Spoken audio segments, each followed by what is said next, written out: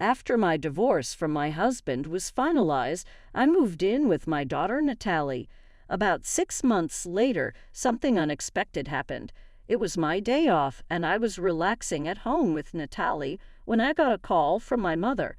She told me that my ex-husband and his mother had shown up at my parents' house uninvited. I quickly got dressed and went over there. When I arrived, I found my ex-husband and his mother sitting on the sofa in the living room, waiting for me. I had no clue why they were there. "Why are you here at my parents' house?" I asked. My ex-husband, John, surprised me by saying, "I want you to return the money you owe me." "My name is Aaron. I'm a 40-year-old office worker. I was married to John for 14 years, and our daughter Natalie was born around the time we got married. She's now in the 8th grade. We were a happy family, and I felt sure that we would always have a loving home together." I met John on a blind date and was instantly drawn to his friendly, kind, and cheerful nature. He liked me too, and we stayed in touch throughout high school. We shared our contact details and started dating after a few dates. A year later, he proposed, and we got married. I loved him deeply and was thrilled when he asked me to marry him. I had a close group of friends from high school, and we always came together for big events. When I told them I was getting married, they were all excited and congratulated me. They all came to our wedding and talked about wanting to get married too. Over time, one by one, all my friends from the group got married, and eventually everyone in our circle was married. We laughed and joked about how our group of friends had all suddenly become adults. When I got pregnant, my friends started getting pregnant too, and before long, we had turned into a group of moms. It felt like we were all going through life together, and I knew we would stay close friends forever. I was happy being both a wife and a mother. I also enjoyed my job. After college, I started working in the planning and development department of a big company, and my days were very busy. The job was challenging but very rewarding, and I learned something new every day. One of my mom friends who stayed at home once told me, "You're really a workaholic, Aaron, but you also have a great family life. It's like you have two lives or something." My friend says I'm a very strong woman, but I really wish I had the endless energy of a strong man.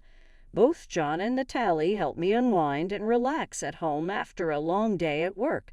When I got home, I would say, "I'm home," and Natalie would respond with a cheerful, "Oh, Mommy, welcome home." When she was younger, she would greet me with a big smile and a hug, which made all my tiredness disappear for the day. John would also help me relax. After Natalie was born, John quit his job and started working part-time so I could continue working at my company.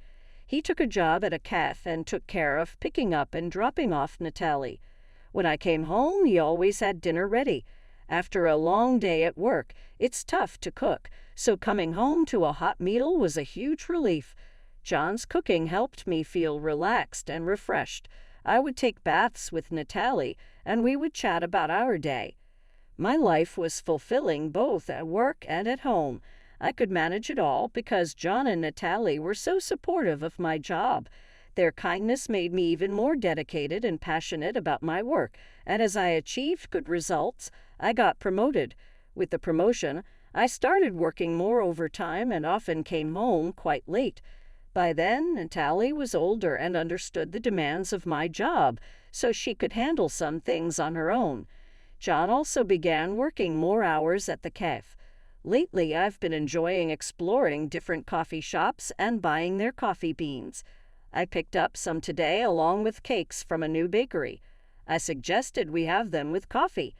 John has really gotten into coffee. He's been learning about roasting beans and trying different types at his cafe job. That's why he makes such great coffee at home. John and Natalie were both very understanding about my dedication to work, but I didn't notice that our family was slowly starting to drift apart. I first realized something was wrong when Natalie came to me with a concern. "What's up? You wanted to talk about something?" I asked her.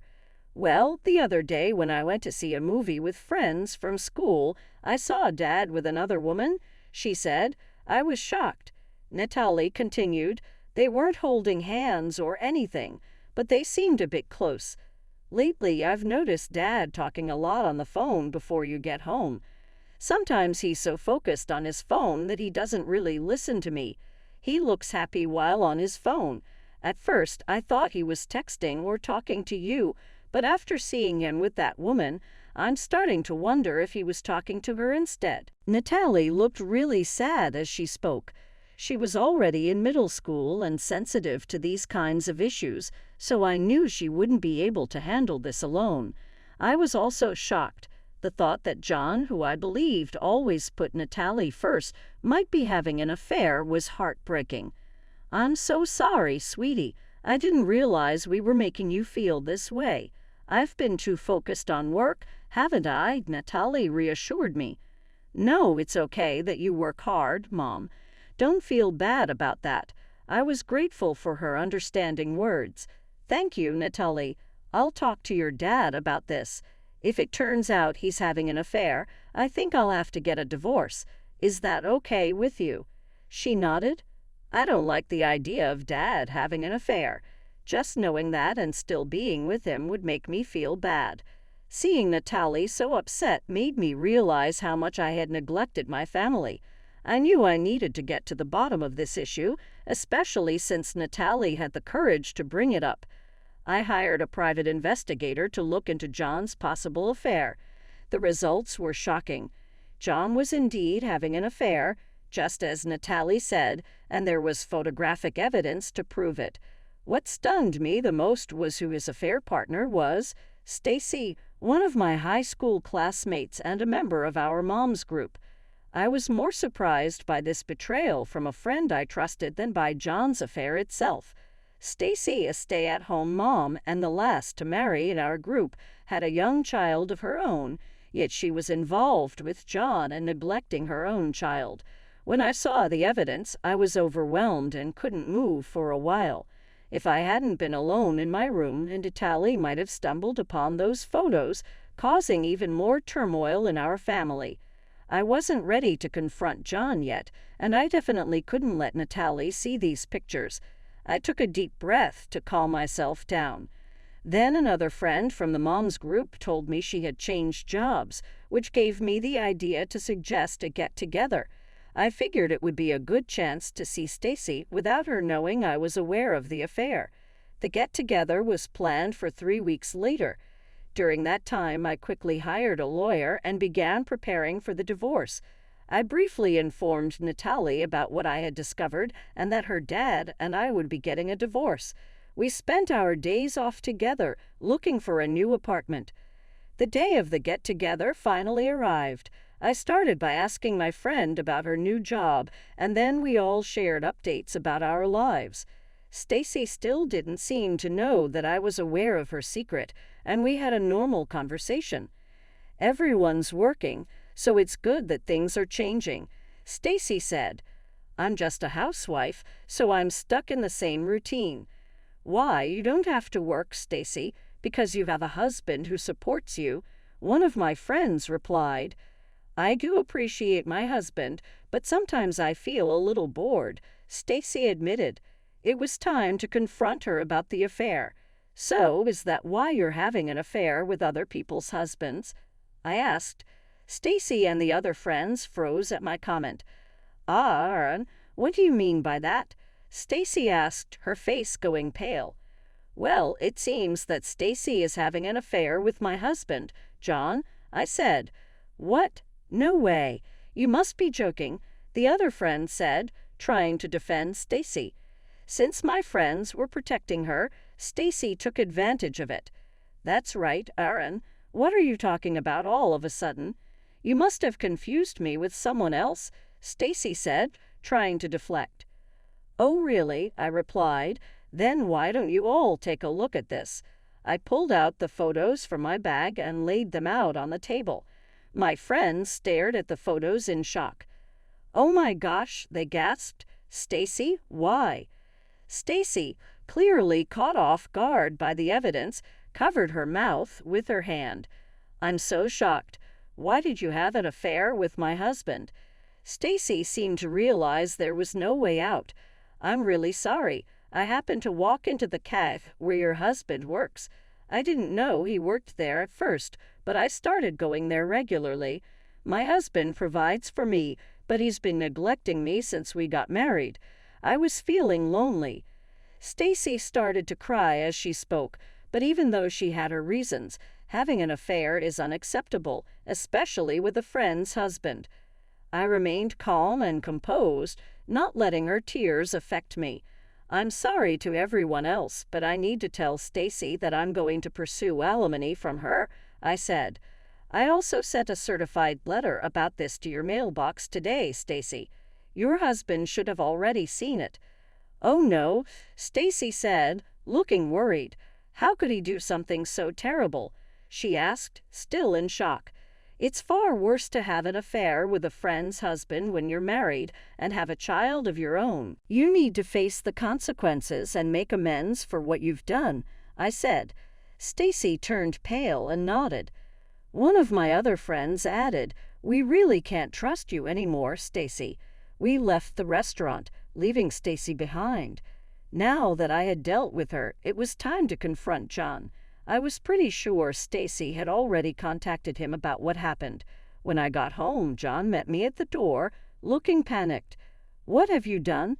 "I just got a call from Stacy." "Are you really making our affair public? How could you be so terrible? You acted like a good husband, but you were cheating on me." "No, that's not. But Stacy has a family too. How could you expose her like that? It's ridiculous. It seems people who have affairs think alike. You believe that as long as the other person doesn't find out, it's not a big deal. But what you did was wrong, and it all needs to be revealed as part of your punishment. That's why I'm going to divorce you and seek alimony and child support." With clear evidence of the affair, John couldn't deny what happened and agreed to the divorce.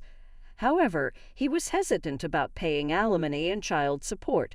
When I hired a strong lawyer and made it clear that I was ready to take the case to court, he finally agreed to pay. Upon our divorce, my ex-husband sold the house we had been living in. I moved into a new apartment with Natalie. I also pursued alimony from both John and Stacy and received $330,000 from each. Additionally, I secured child support from John. Once everything was settled, Natalie and I started our new life together. The experience was very traumatic for me, but over time my wounds began to heal.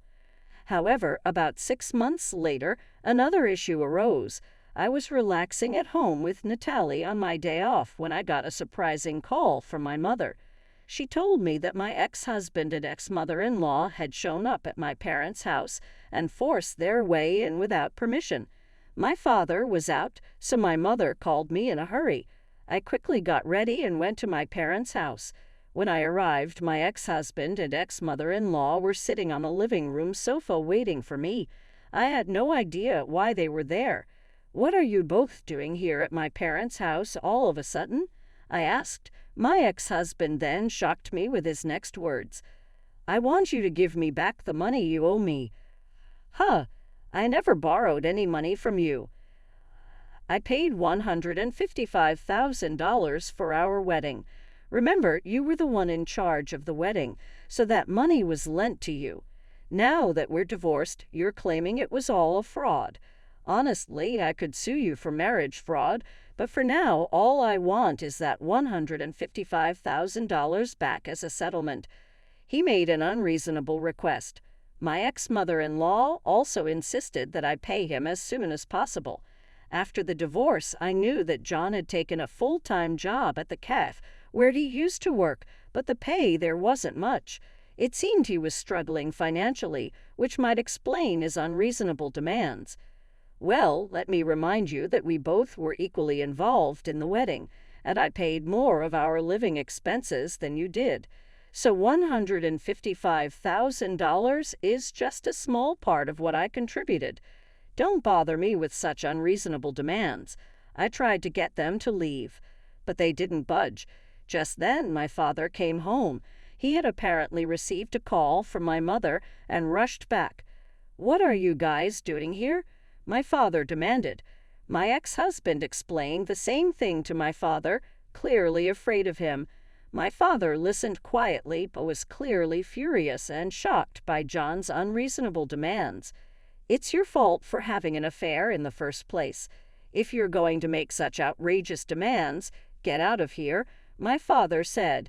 He tried to kick them out, but my ex-husband fell to his knees and begged, "Please, Aaron, lend me money. Not only are you demanding alimony, but Stacy's husband is also after me, and I can't afford it. Even $10,000 would help." It was shocking to see him begging for money in such a situation. I told him coldly, "No, I can't do that. Go home." But my ex-mother-in-law insisted, "You're also responsible for what happened. You should lend him the money." The situation was escalating, so my father said, "Fine, I'll get the money. Just wait here," and went to another room. "Hey, Dad, what are you doing?" I hurried after him. My father grinned. "Well, I have plenty of money. Since we have it, why not give it to them?" he said, opening the closet and pulling out some cash. This should be interesting, I thought. My father put the bills in an envelope and handed it to John. Satisfied with the fake money, my ex-husband and ex-mother-in-law left with pleased expressions. As soon as they were gone, I locked the door and called the police. The two must have realized the money was fake as soon as they stepped outside, because they came rushing back, banging on our front door. "Hey, what's going on? This is Monopoly money. I don't want this fake cash," John shouted angrily. I laughed and responded through the door, "Since we have so much money, I thought I'd share it with you." John exclaimed, "You've got to be kidding," and started banging even harder on the door, kicking it with his feet. They didn't realize their actions were only making things worse for them. As John and his mother were kicking the door, the police arrived and caught them in the act. Neighbors gathered around and many witnessed John and his mother getting arrested. In the end, John didn't get any money but was fined for the arrest and had to pay for the damage to our front door. Additionally, one of the people who saw the arrest was a regular at the cafe where John worked, and news spread quickly. As a result, John was fired from his job. Now, John is struggling to find work and has moved back in with his parents. His in-laws are covering his alimony and child support payments for him. I've also filed a restraining order against my former in-laws. If anything happens, my family can call the police and they will respond immediately. Now I'm happier than ever with Natalie. I'm committed to working hard and enjoying watching my daughter grow up. Thank you for watching.